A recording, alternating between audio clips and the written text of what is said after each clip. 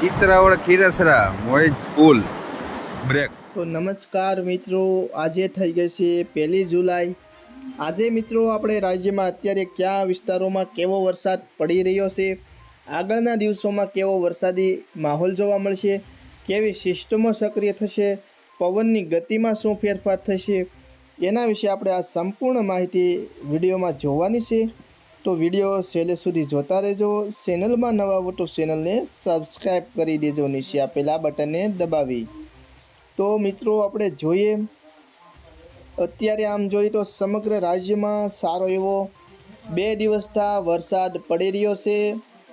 હવામાન નિષ્ણાંત શ્રી અંબાલાલ પટેલની આગાહી પ્રમાણે આગામી આવતીકાલથી એટલે કે 2 જુલાઈથી રાજ્યમાં વરસાદનું જોર વધવાની પૂરેપૂરી સંભાવના રહેલી છે.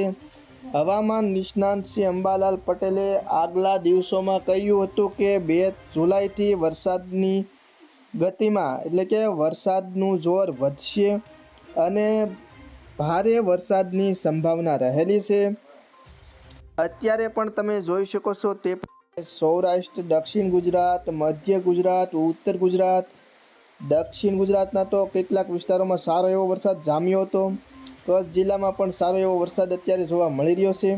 અત્યારે સૌ પ્રથમ આપણે સૌરાષ્ટ્રની વાત કરીએ તો સૌરાષ્ટ્રમાં તમે જોઈ શકો છો જામનગર, સલાયા, દ્વારકા, પોરબંદર, ગોંડલ, રાજકોટ, ચોટીલા, બોટાદ, જસદણ, અમરેલી, ભાવનગર, સુરેન્દ્રનગર, ઉના, વેરાવળ, મહુવા, અલંગ, અમરેલી, બાબરા, લાઠી, ધારી, ધોરાજી, ઉપલેટાની આજુબાજુના તમામ વિસ્તારો, તેમ અત્યારે જામનગર, ચોટીલા, રાજકોટ, મોરબી, ભાનવડ અને દ્વારકામાં વરસાદનું જોર સૌથી વધારે જોવા મળી રહ્યું છે. ત્યાર પછી મિત્રો હવે વાત કરીએ આપણે મધ્ય ગુજરાતની. તો મધ્ય ગુજરાતમાં અત્યારે તમે જોઈ શકો છો લાઈવમાં તે પ્રમાણે વિરમગામ, અમદાવાદ, ધોળકા, ધંધુકા, ખેડા, નડિયાદ, દાહોદ, ગોધરા, લુણાવાડા આ બધા વિસ્તારોમાં પણ મહેમદાબાદ, ડાકોર આ બધા કપડવંજન, બાલચનોર અને ગોધરા સહિત રાજ્યના મધ્ય ગુજરાતના વિસ્તારોમાં સારો એવો વરસાદ જોવા મળી રહ્યો છે. અને મધ્ય ગુજરાતમાં પણ સૌથી વધારે અમદાવાદની આજુબાજુના વિસ્તારોમાં વરસાદનું જોર સૌથી વધારે મધ્ય ગુજરાતમાં અમદાવાદની આજુબાજુના વિસ્તારોમાં જોવા મળી રહ્યો છે.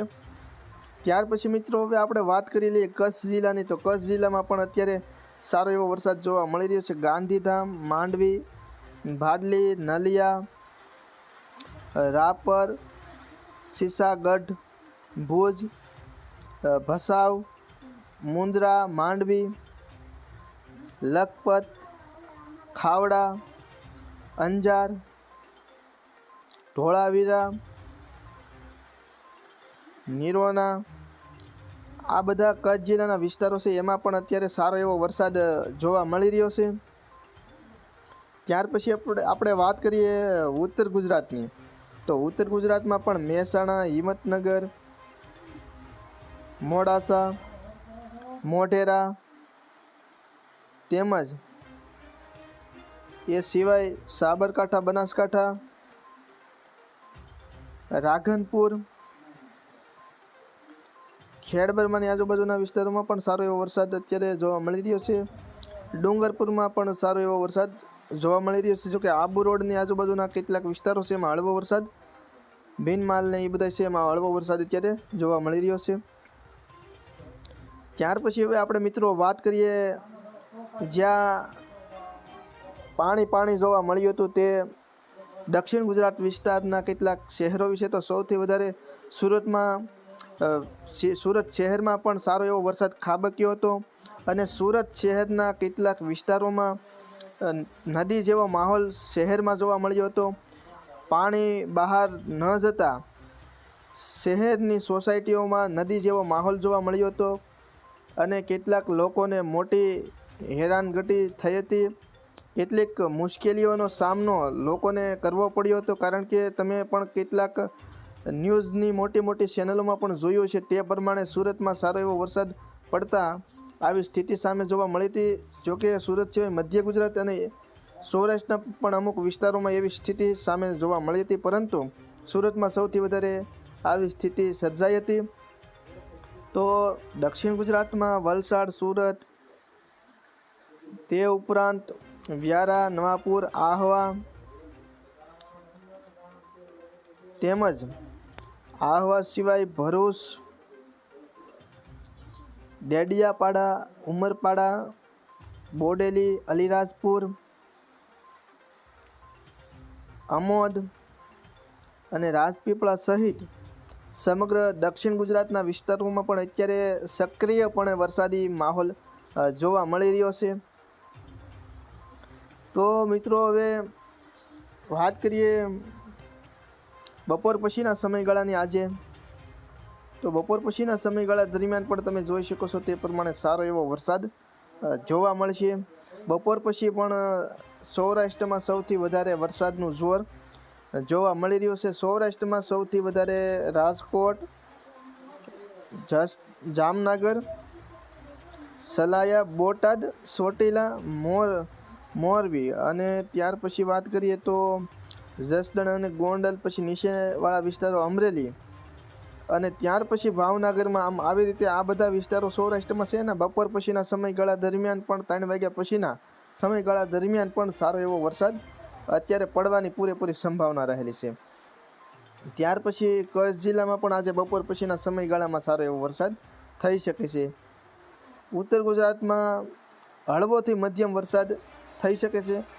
મધ્ય ગુજરાતમાં પણ હળવોથી મધ્યમ વરસાદ થઈ શકે છે. જ્યારે દક્ષિણ ગુજરાતની વાત કરીએ તો દક્ષિણ ગુજરાતમાં પણ આમ કહીએ તો મધ્યમ રૂપી વરસાદ બપોર પછીના સમયગાળા દરમિયાન થવાની સંભાવના રહેલી છે. તો બપોર પછીના સમયગાળા દરમિયાન આ બધા સૌરાષ્ટ્રના વિસ્તારોમાં છે એમાં સારો એવો વરસાદ પડવાની પૂરેપૂરી સંભાવના રહેલી છે. આમ જોઈએ તો હવે આગામી દિવસોમાં હવે આપણે વાત કરીએ સિસ્ટમની, તો 10 જુલાઈ પછીના સમયગાળા દરમિયાન અરબી સમુદ્ર અથવા બંગાળની ખાડીમાં સિસ્ટમ, હળવું લો પ્રેશર સિસ્ટમ સક્રિય થશે, જેના ભાગરૂપે વરસાદનું જોર રાજ્યમાં વધી શકે છે. અને ત્યાર પછી આપણે વાત કરીએ હવે પવનની ગતિની, તો પવનની ઝડપ પણ હવે વધશે. અને એ પવનની ગતિની ઝડપની વાત કરીએ તો 4 તારીખ પછીના સમયગાળા દરમિયાન પવનની ઝડપ વધશે અને સાથે સાથે પવનની સાથે વરસાદી માહોલ સર્જાશે. એટલે આમ કહીને ઝપાટો મારે એવો વરસાદી માહોલ થઈ શકે છે. પરંતુ રાજ્યમાં કોઈ પણ રીતનું વાવાઝોડું સક્રિય થાય તેવી અત્યારે સંભાવના રહેલી નથી અને જાનહાનિ થાય એવું પણ કાંઈ સંભાવના નથી અત્યારે કાંઈ. તો અત્યારે સારો એવો વરસાદ જોવા મળી રહ્યો છે.